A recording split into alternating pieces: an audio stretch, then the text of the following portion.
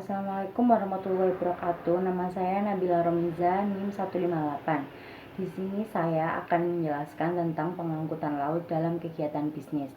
Menurut pengertiannya, Pasal 1 Undang-Undang Nomor 17 Tahun 2008 menyebutkan bahwa kegiatan mengangkut atau memindahkan penumpang dan barang dengan menggunakan kapal. Selanjutnya, pengaturan pengangkutan terdapat dalam Kitab Undang-Undang Hukum Perdata.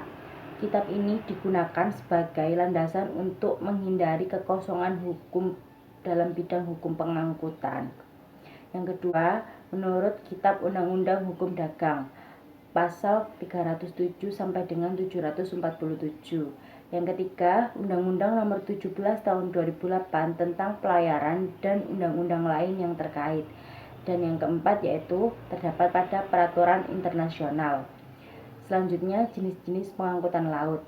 Berdasarkan pasal 7 Undang-Undang Nomor 17 Tahun 2008 tentang pelayaran, jenis angkatan laut dibagi menjadi 4.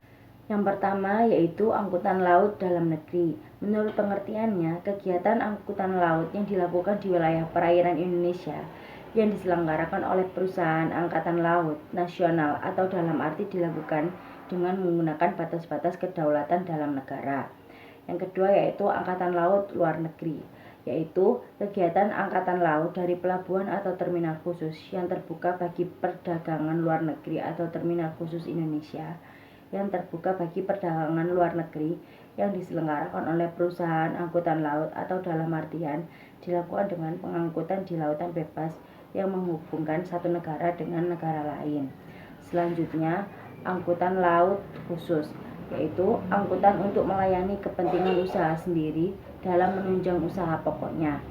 Selanjutnya yang keempat atau yang terakhir yaitu angkutan laut pelayaran rakyat, yaitu usaha rakyat yang bersifat tradisional dan mempunyai karakteristik tersendiri untuk melaksanakan angkutan di perairan dengan menggunakan kapal layar bermotor atau kapal motor sederhana bendera Indonesia dengan ukuran tertentu. Selanjutnya, pihak-pihak pengangkutan laut. Yang pertama, pengusaha kapal. Menurut 320 KUHD, pengusaha kapal adalah orang yang mempergunakan kapal untuk pelayaran di laut dan untuk dilakukan sendiri atau menyuruh melakukan oleh seorang nahkoda yang bekerja padanya. Selanjutnya, pengangkut. Menurut pasal 466 KUHD menyebutkan bahwa pengangkut ialah barang siapa yang baik dengan persetujuan charter waktu atau charter menurut perjalanan, baik dengan sesuatu perjanjian, mengkaitkan diri untuk menyelenggarakan pengangkutan barang yang seharusnya seluruh atau sebagian melalui lautan. Yang ketiga yaitu pengirim barang. Pengirim barang terdiri dari pemegang kuasa, komisioner, penyimpan barang, penyelenggara usaha, pengatur muatan, dan ekspedisi muatan. Yang terakhir yaitu penerima. Penerima adalah juga pengirim dan penerima adalah orang lain yang ditunjuk. Selanjutnya, tanggung jawab dalam pengangkutan laut. Diperjelas dalam pasal 41 Undang-Undang Nomor 17 Tahun 2008. Yang pertama, tanggung jawab sebagaimana dimaksud dalam pasal 40 dapat ditimbulkan sebagai akibat pengoperasian kapal. Yang kedua, jika dapat membuktikan bahwa kerugian sebagaimana pada ayat 1 bukan disebabkan oleh kesalahannya, perusahaan angkutan di perairan dapat dibebaskan sebagian atau seluruh tanggung jawabnya.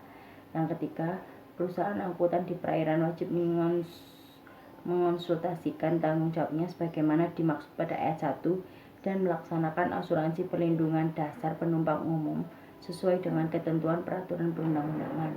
Sekian presentasi dari saya. Wassalamualaikum warahmatullahi wabarakatuh.